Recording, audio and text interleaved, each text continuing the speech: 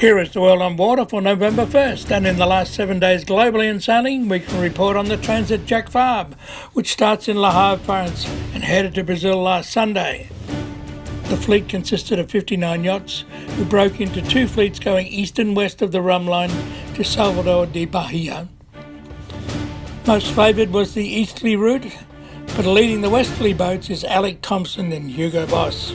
Heading south also, but going east, is the huge French Trimaran IDEC Sports of Francis Joyan on his Asian tour. His first stop is Mauritius. We preview the Rolex Middle Sea Race. The design brief for the Neo 570, already in build and due to be launched next year, reads like a yachtsman's quest for the Holy Grail. The Melges 14 Southern Championships World League finals are on. Day 2 fleet report of the TJV in French. Boris Herman has to fix a broken furler on his IMOCA. And Jan Ellis, perennial IMOCA skipper, is back again in the fever.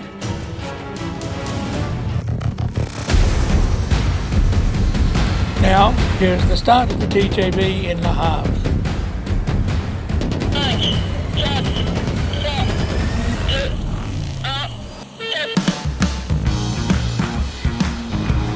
Apart from the highly watched 29 IMOCA 60 fleet is the Mod 50 Trimarans and the Class 40s, which, in the first night, the British Luke Berry entry Lamotte module creation was dismasted. Both crew are safe.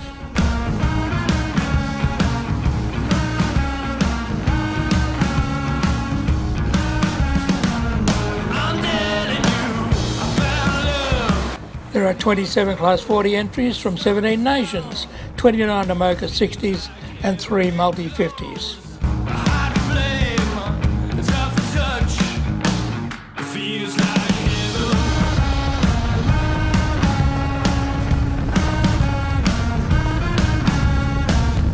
At the time that we were recording, British Samantha Davies and her French co-skipper Paul Miat are sending a message to the fleet. They are fast and they're here to win.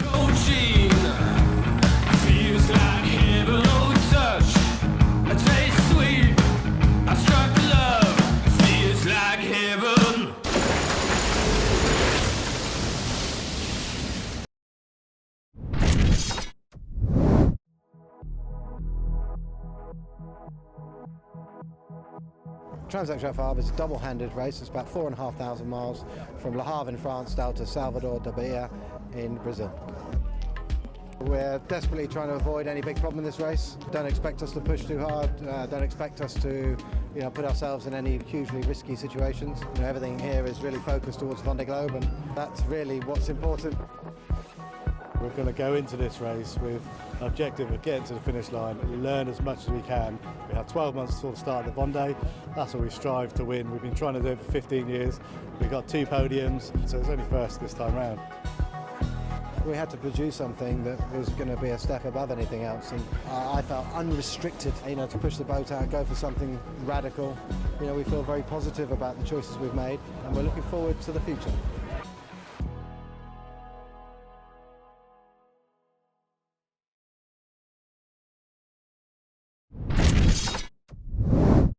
And the simplest way to make one of these boats go faster is to make it lighter, and the easiest way to make it break is to make it too light.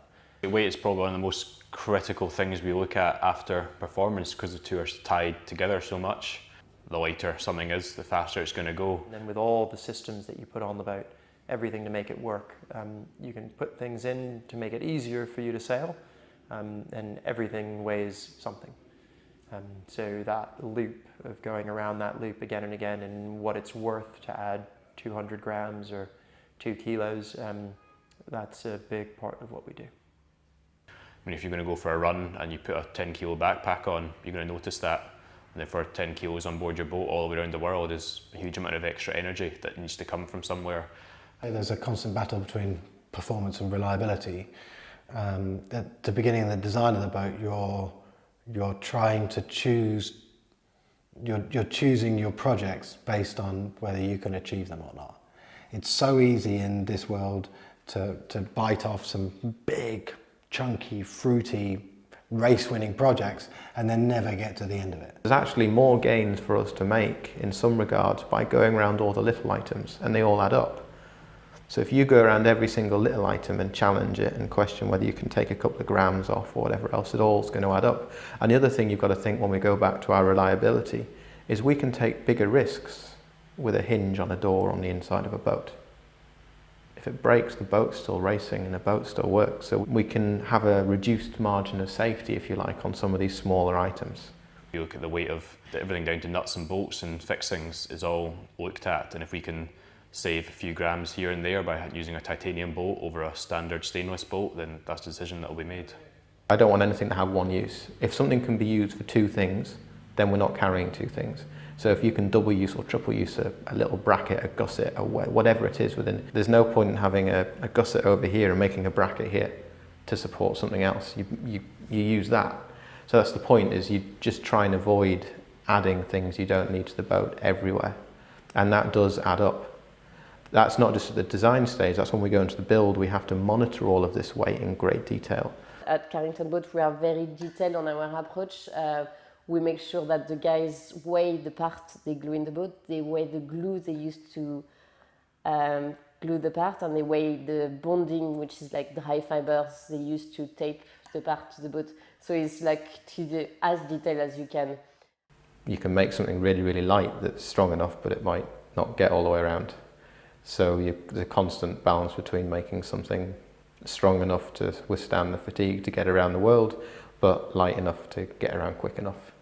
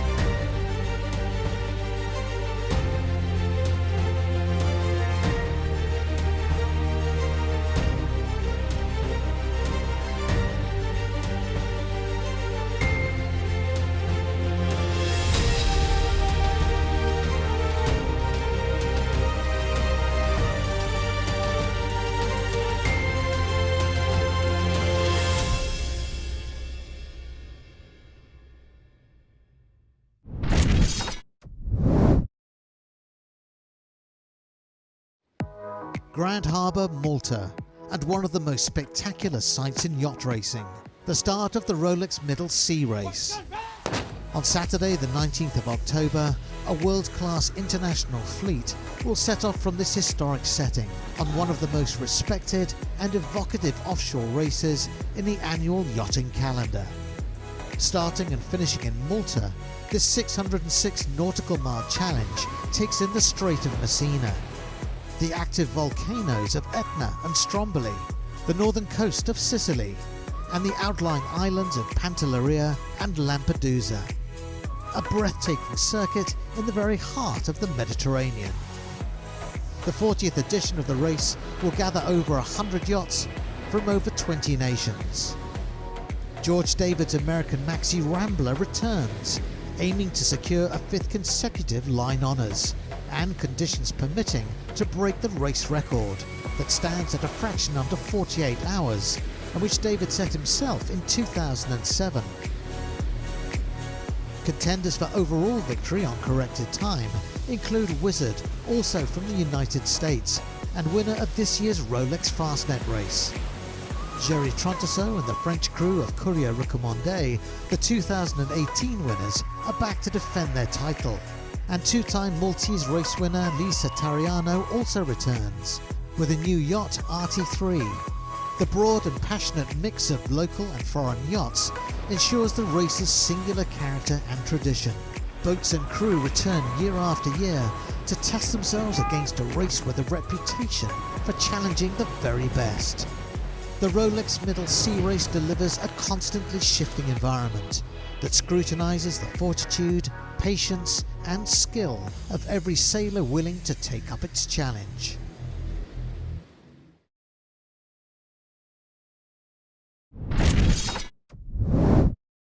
I'm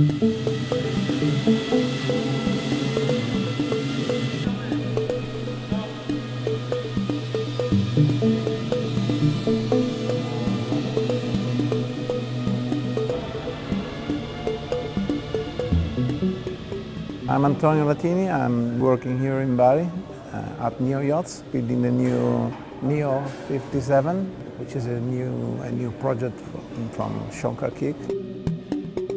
I knew Paolo since a long time, sailing times, and I've been working with Sean Carkeek many times in the past. So once Paolo had this idea to build a new custom 57, I was attracted by this concept, and why not? The build started, we can say, 3 months ago. At the beginning there were the molds being built in Spain. So once the molds were here in Bari, we started. We chose prepreg carbon because it's the lightest material you can use on racing boats. So prepreg is a technology where the carbon fiber is pre-impregnated from the manufacturer, and then when you use it, you have about 4 weeks of working life, so it gives you the time to work properly on the molds, on the details. All the composite, which is the hull, structures and the deck, is around 2,000 square meters. In this case, this system has better mechanical characteristics, also thermal characteristics. With the prepreg system, the final composite is stronger. On the other side, it takes more time because you need to be careful. You need to use some more stages of lamination. Lightness is very important in this project. So you have to take care of every component to be as light as possible. The hull has been completed, and in the meanwhile, the bulkheads are the transversal structures of the hull that has been built. And now we are on the stage where we are fitting the bulkhead inside the hull. Then we have a very important structure because this boat has a lifting keel. So the keel is gliding into this trunk, we call it keel trunk. So this is really the heart of this boat because all this structure is connected. And also after the structures, we will go on with the systems and the interiors. We all know the composite in this boat maybe is 35%, so we still have a lot to do on that. When you have a nice project, you're very positive. So, it's important to do what you like to do. It's a tough job. It takes a lot to go to the end, but it's very rewarding.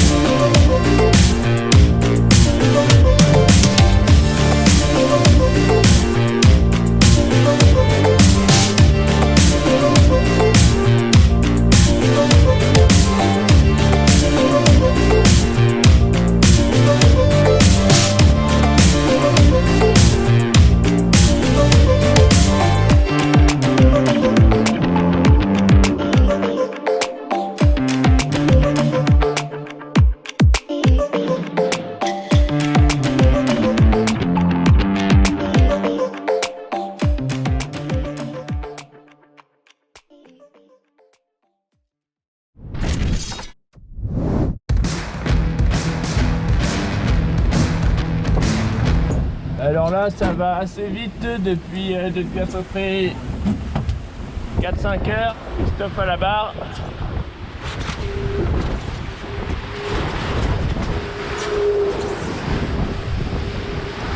On fonce sur les premières roues atlantiques et c'est de la balle, voilà, regardez ça. Qu'est-ce que tu te fais à manger, Armel? Là, je me fais un petit jarret avec des lentilles. Et en entrée, un petit peu de qui se proche avec des rillettes de thon. Armel ouvre les rillettes de thon et hop, les mouettes commencent à nous suivre. Et là, on est au passage de Favoured. Bon, un tour là. Ça caille un peu ou quoi? Ça caille au réveil.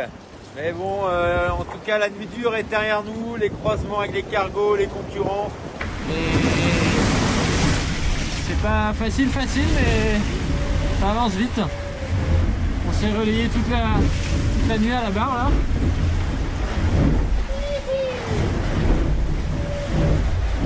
Et là, combien? Ah ouais, 25 nœuds. Bah, c'est pas mal, ouais, puis ça bien stable. Bonjour à tous, donc là c'était la vue de ma chambre. Donc je vais tenter de me reposer sur un fat boy, des coussins déjà bien mouillés dans ce vacarme. Maintenant c'est un petit peu plus dangereux, c'est pour ça que Davy il a mis son casque. Voilà, le casque et le gilet. Et son gilet.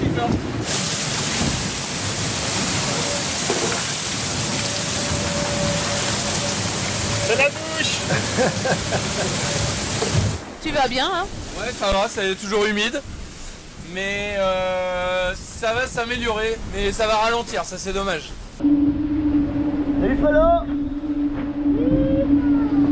Donc là on a un petit point de passage à trouver sur la petite dorsale là, qui bat la route là, au niveau de Madère. Et là on voit qu'il y a des choix qui se dessinent, donc c'est assez intéressant. Mais pour l'instant tout va bien. Bien content d'être là. Et à bientôt quand il fera plus chaud. Ouais, on est en tête quand même là, non? On est en tête.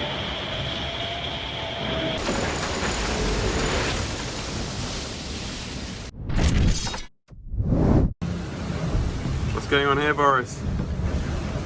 Something went wrong with our day 3 furler. It's bent and it can't furl anymore. So we had to take it off the phone and we're trying to repair it now. Bit of a nightmare for night 2, but hopefully we'll get it fixed. So here we are, about 36 hours after the start. We are approximately 200 miles off the coast of France. We've been sailing, kind of reaching along out towards the west, trying to find this better wind in a depression, but been really interesting start for us. You know, first night was full on 30, 35 knots at times and changing sails constantly. Had a small breakage, the J3 furler, but Boris has done a nice job of fixing that up now, so feeling pretty good going into this second night, and we'll keep pushing in the front back.